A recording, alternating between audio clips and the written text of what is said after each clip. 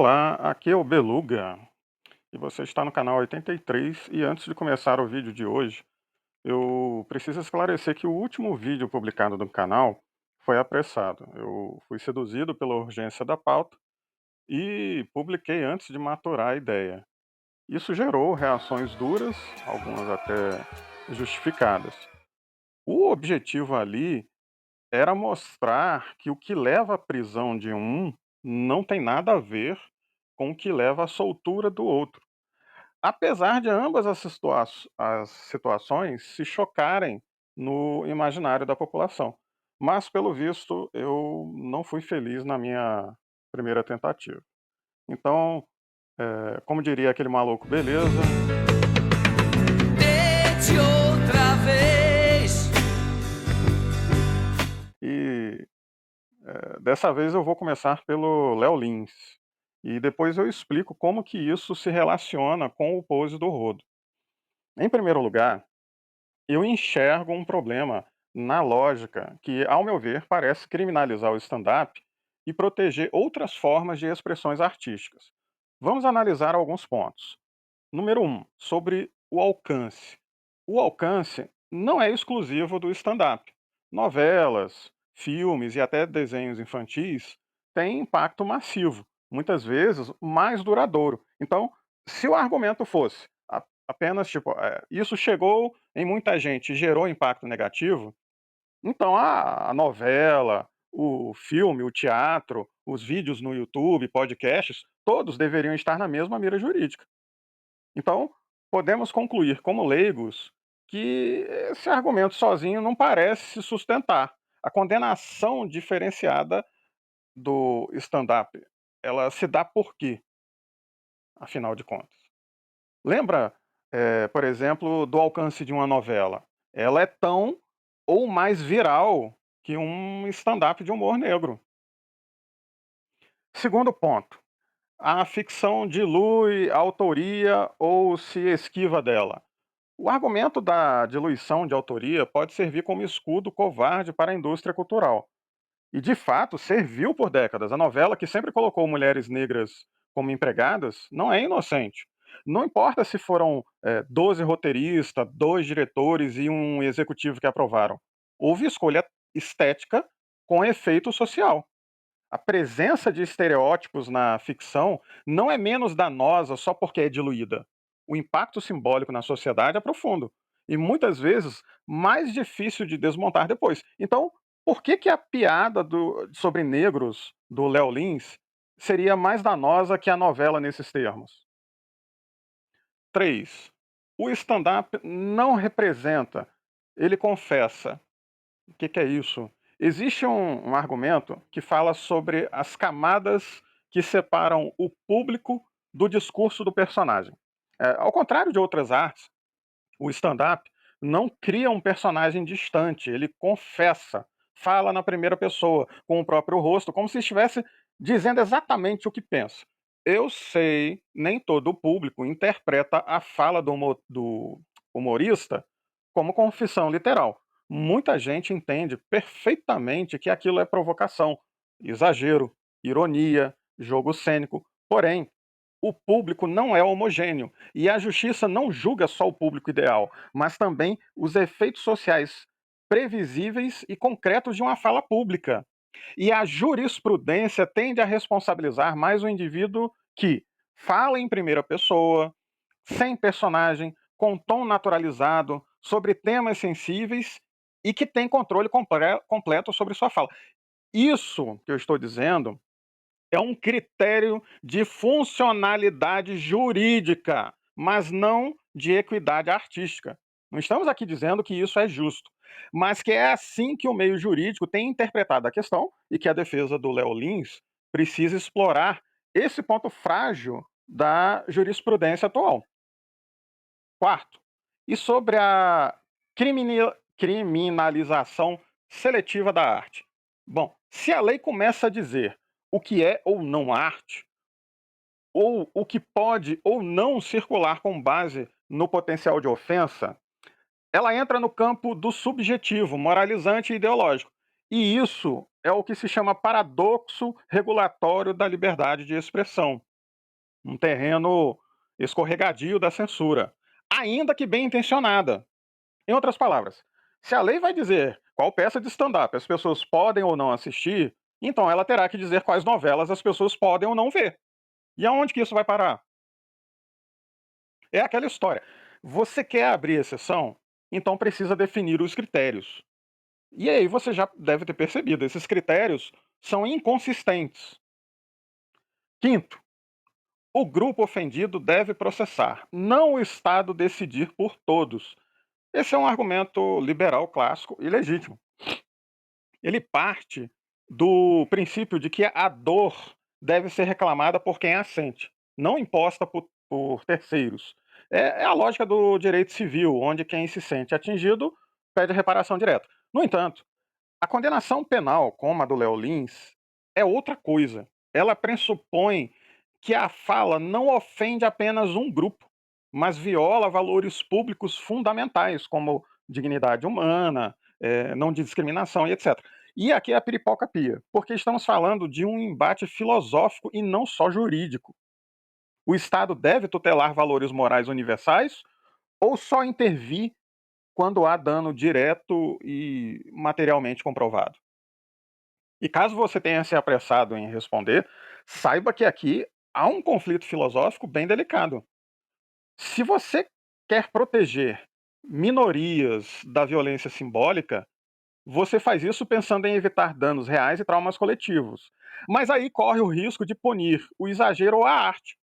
Por outro lado, se você quer garantir liberdade irrestrita de expressão, você faz isso pensando em evitar censura, abuso estatal e autoritarismo. Mas aí corre o risco de legitimar ódio e a intolerância.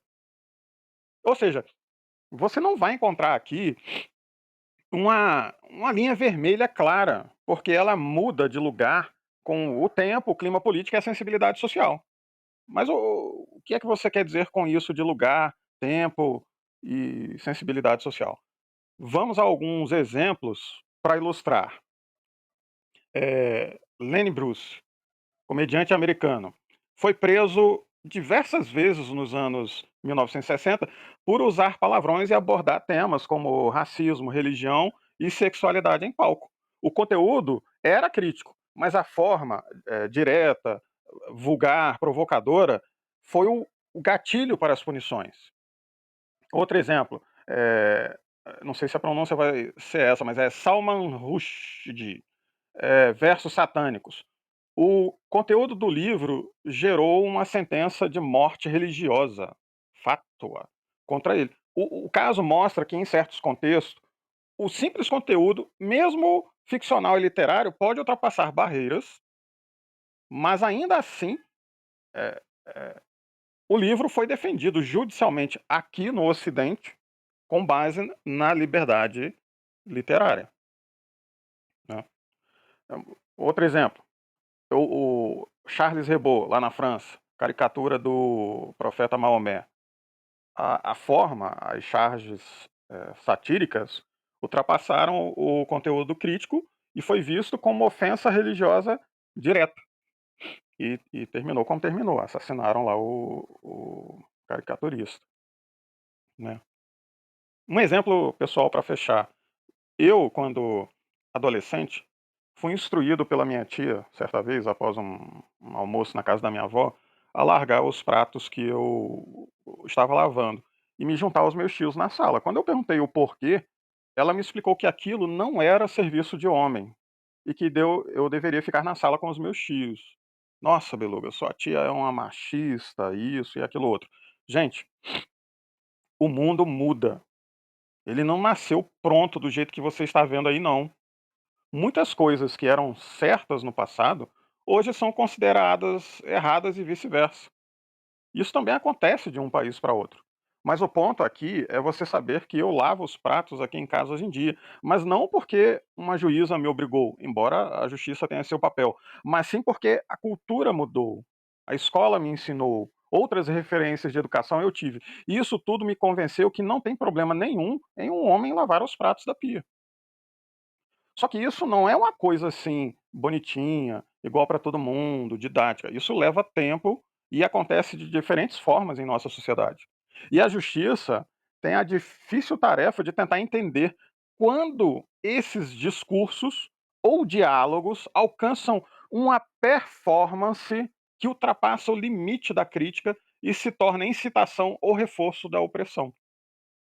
Tá, Beluga, mas isso é papel do Estado ou da sociedade? Essa pergunta nos leva ao sexto ponto. Sexto, não seria o caso da sociedade, não do Estado reagir? Quando você lembra do meu caso e dos pratos, a dúvida que surge, e é legítima, é se a justiça está assumindo um papel que talvez fosse da cultura. As pessoas não deveriam ter discernimento suficiente para decidir por si mesmas o que é bom para a sociedade ou não? Isso, imagino, é o coração da ética. E quando o Estado entra para punir algo que deveria ser discutido na arena pública, educação, mídia, boicote, crítica social, ele arrisca engessar o debate, produzir mártires da liberdade de expressão e empurrar os temas polêmicos para as sombras em vez de resolvê-los às claras. Ou seja, o humor tem limite?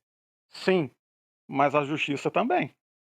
E talvez ela não devesse ser o remédio preferencial para todos os males sociais. Em outras palavras, não se trata de passar pano para o Léo Lins e nem de endeusar ou pose, mas de entender por que a justiça pesa mais a mão em um tipo de discurso do que em outro. E o que isso revela sobre a forma como o Estado regula a arte e pune seus artistas. Ou seja, a coerência dos critérios que fazem de um alvo e o outro não. Tá, mas e o Rodo Beluga? Até aqui, a gente falou de humor, discurso e os limites da justiça sobre a arte. Mas tem um outro lado da moeda que embora pareça oposto, está profundamente conectado nessa mesma encruzilhada. O caso Pose do Rodo. Quem olha para o Pose, ou o Orian, o que é que sente?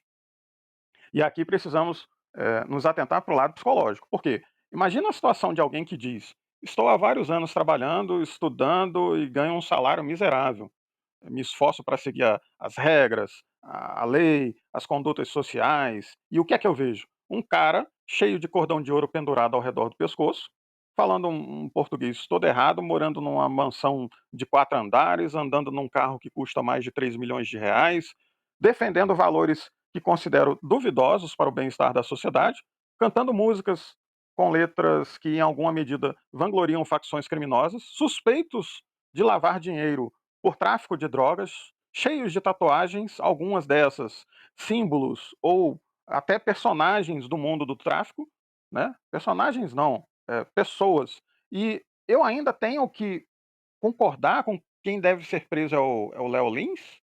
Você consegue perceber como que o contraste entre a condenação do Léo Lins e a soltura do Pose do Rodo se cruzam no imaginário popular? Agora tente imaginar o outro lado, o de alguém da periferia, excluído, marginalizado e que talvez até faça parte de algum grupo minoritário, alvo das piadas do Léo Lins. O que ele poderia dizer? Ah, olha aí, um branquelo de olhos azuis, urbano, playboy, que provavelmente nunca pegou um ônibus lotado às 6 da manhã para ir para o trabalho e que ganha a vida zoando gente que já é marginalizada. Eu quero mais é que ele se exploda. Então, o que existe por trás da indignação entre essas duas notícias é o ressentimento popular com o sucesso de um funkeiro, que não é só o racismo ou elitismo, é dor acumulada diante de um sistema que pune quem segue as regras e premia quem não segue ou que parece não seguir. O Pose, para alguns, encarna uma inversão injusta do mérito. E o Léo Lins, para outros, representa o quê? O cinismo de quem zomba de feridas reais enquanto habita uma bolha de privilégio. E quem é que tenta lucrar com essa carniça toda? Grupos que flertam com extremismo autoritário e exploram essas emoções para justificar leis como pena de morte, tortura, lei anti-Oruan e por aí vai. E essa polarização afoga a verdade, empobrece tudo, porque talvez o Pose não seja um herói como alguns devem imaginar, assim como talvez o Léo Lins não esteja só brincando. E o problema disso tudo dessa linha, extremista, é que mesmo que ambos estejam errados, isso não invalida todo o funk, assim como não invalida toda a comédia de stand-up. É difícil debater sem explodir vendo essas coisas? Sim, e é por isso que eu insisto, a gente precisa reaprender a escutar, mesmo quando a fala vem torta. Porque se a gente só consegue conversar quando concorda, então não é conversa, é eco. E a proposta aqui não é eco, é reflexão. Por mais difícil que seja para você, você precisa levar em conta que talvez o Pose não seja o herói que pintam. E talvez o Léo Lins não seja só o palhaço mal interpretado. Talvez os dois tenham passado do ponto. E talvez a justiça tenha julgado um com mais rigor, porque é mais fácil julgar quem tem CNPJ e teatro agendado do que entrar numa favela e impedir uma facção de dominar o posto de saúde. E isso se conecta com um detalhe importante. A lei que criminaliza a apologia ao crime vem de um tempo em que o Estado usava censura para manter ordem moral. Ela não foi pensada para lidar com a complexidade dos discursos de hoje, muito menos da arte. Talvez por isso seja usada de forma tão confusa. Na época, Estado Novo de Getúlio Vargas, época de autoritarismo, censura e centralização do poder, o que se queria era uma lei vaga o suficiente para prender qualquer opositor, mas específica o bastante para não parecer ditadura em papel. E aí, na Constituição de 1988, o foco virou liberdade de expressão. A sociedade queria distância de censura. O medo era virar uma nova ditadura. Por isso, mexer na lei de apologia virava tabu. Foi burrice? Não. Foi cálculo político, trauma de ditadura e covardia institucional diante do tráfico. E hoje, a estrutura legal está mais preparada para punir o discurso preconceituoso do que a glamorização do crime armado. Ou o próprio crime armado, que em alguns estados, como o do Rio de Janeiro, que foi exemplificado na reportagem do vídeo passado, já toma características de narco-estado. Então, o que existe por trás da indignação entre essas duas notícias é o espelho rachado da nossa sociedade. De um lado, quem sente que a justiça protege o bandido de estimação, e do outro, quem sente que a justiça protege o privilégio branco, rico e zombeteiro.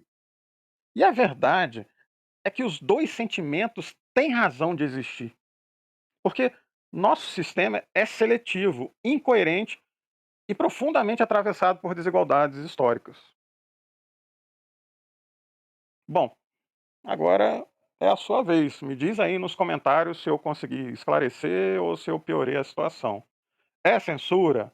É justiça? É proteção? Ou tudo isso misturado? O que você acha? Porque se a gente não falar sobre isso, alguém vai decidir por nós.